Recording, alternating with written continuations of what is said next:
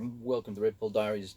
This is a very short one today. I don't really want to stay on the same subject for too long because we know we can't trust this situation, whatever is happening with the Spaceforce together with, what do you call it, the other thing, the Starlink.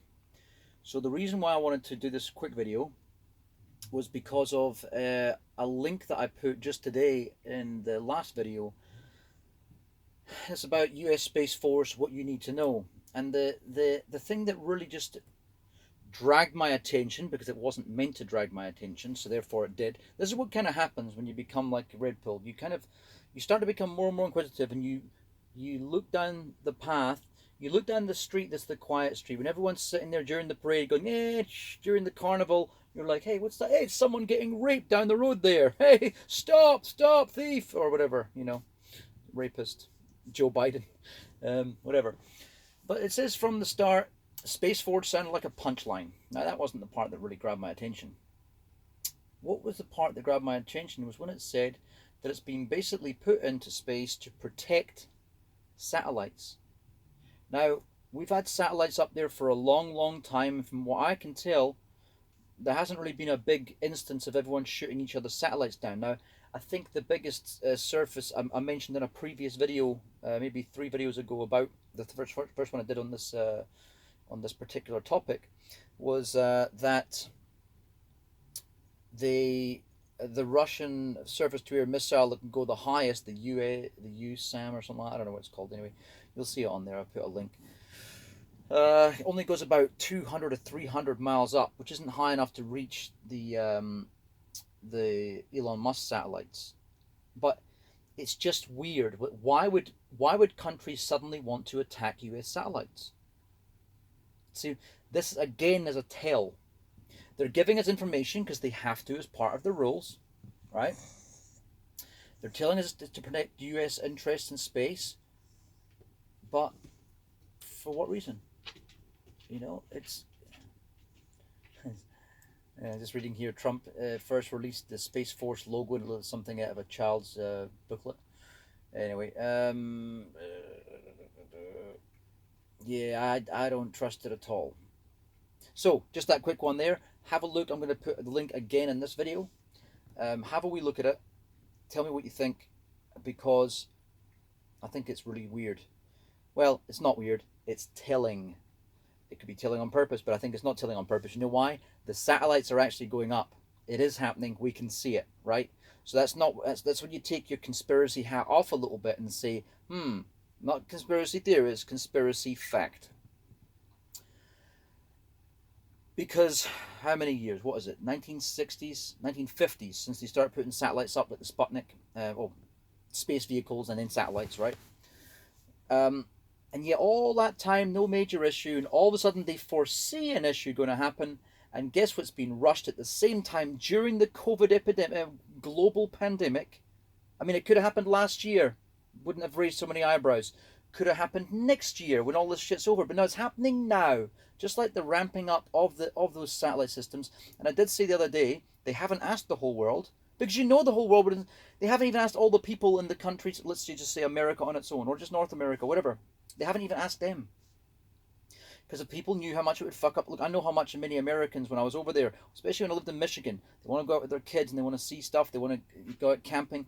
I went with my girlfriend up to the Upper Peninsula one time. Beautiful, right? Looking up at the stars, wee boys, about 5, hers. And it was really cool, you know? That would just ruin it all. You're sitting there, you're trying to recreate something in an old cowboy movie or something, whatever it is, whatever's your bag, you know what I mean? Where you're going on horseback through Arizona. Like, I tell you what, going through Arizona desert at nighttime was fantastic. You know, even me and Rumble here, come on, man, he wants to get out. We went through, we were in the Grand Canyon. It was freezing cold at night, in the morning, but it warmed up during the day. But you know, it would have really ruined it if the stars weren't out, if you couldn't see them. Now they're talking about, well, Johnny, thanks for putting that link about the people complaining about not being able to see. Oh, jeez, Rumble. Not being able to see the. Come on, get out. Man, see, I'm just got to let my dog out. Giving way too much to eat. So yeah, what was I saying again? Yeah, ruining the sight for people with telescopes and stuff, right?